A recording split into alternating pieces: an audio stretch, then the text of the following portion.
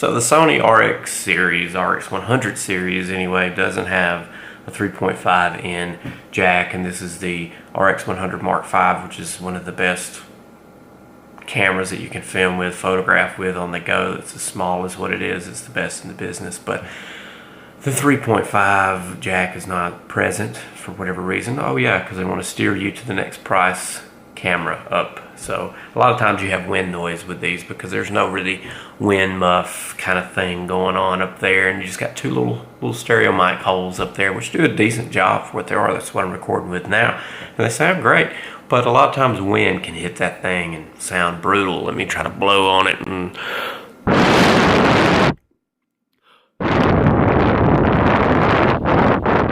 yeah, you get that kind of noise.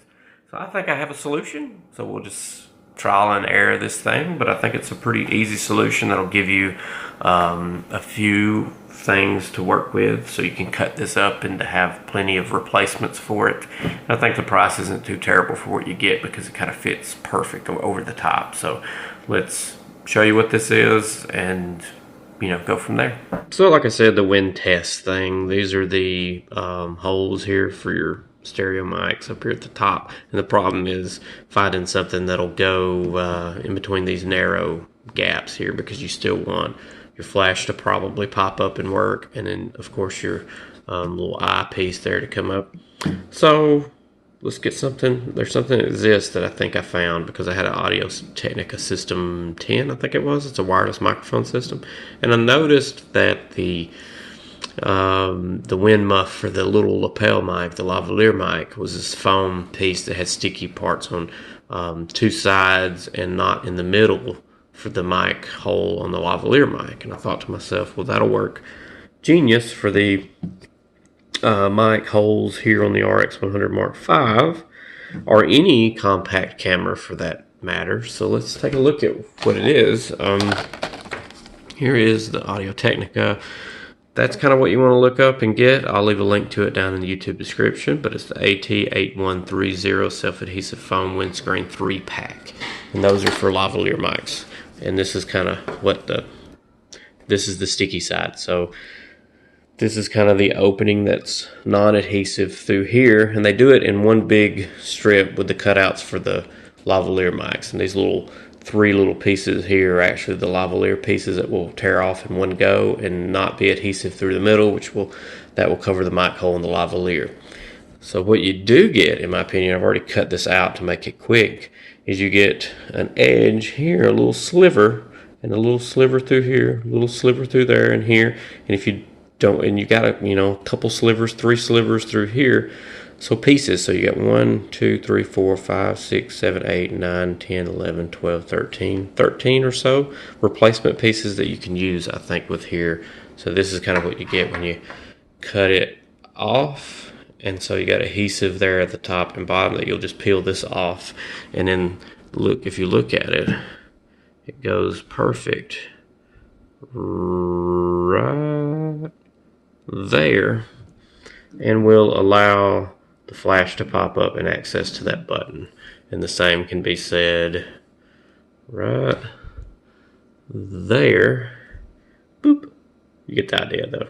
But you can have these pre-cut, and leaving the adhesive covering backing this piece here. You can just cut these out and leave this white stuff on it. And then you can peel and stick when you're in the field, needed to replace. And you can just keep these in one of those little small snack Ziploc bags, the little thin Ziploc bags that's just for snacks. And you can stick that in there all pre-cut.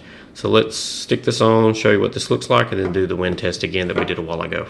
Alright, so finally done with this. This is a very tedious thing, and I haven't cut my fingernails yet because I kind of knew I wanted to do this.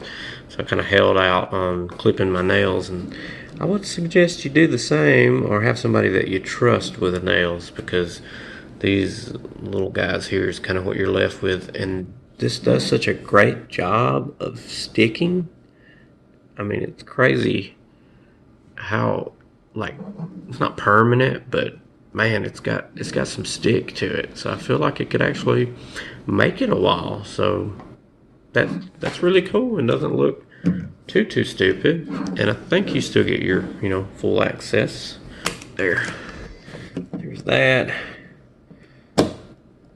and then that guy can pop up, no problems. So it's got clear. It's hard to, this stupid thing slides around like crazy. There. So there, both things are up. And no problems. Total clearance, no issues. So I think that's gonna work. So let's just do that test again. So now you're hearing me with the foam pieces in place. It really doesn't get in the way of the screen much at all. I mean, there's two little slivers that come up. Everything can be seen. If I just move like this or that, I can see if it's recording. I can see if it's recording by looking straight ahead. So there's no, I don't believe there's any real issues of blocking the screen at all. So that's a plus over some of the other alternatives that I've seen.